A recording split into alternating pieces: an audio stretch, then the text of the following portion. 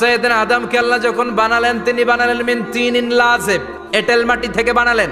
এঁটেল মাটি জমিন থেকে নিয়ে আল্লাহ রেখে দিলেন 40 বছর। আর আকাশকে বললেন, ও আকাশ, এই মাটির উপরে 40 বছর তুমি বৃষ্টি দাও। 40 বছর এঁটেল মাটির উপরে বৃষ্টি জমতে জমতে এটা হয়ে গেল হামাইম মাসনুন, কাদামাটি। কাদামাটি থেকে গেল 40 বছর। কাদামাটি থেকে আল্লাহ সাইয়েদনা আদম আলাইহিস সালামের ডাইস বানালেন।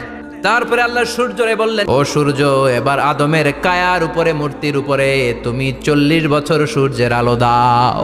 40 বছর সূর্যের প্রখর ও তীর্যক তাপে আদম হয়ে গেছে এখন টোকামলে ঠন ঠন করে। এখনো রুহের ফুৎকার দেয় নাই, কিন্তু কেটে গেছে 120 বছর।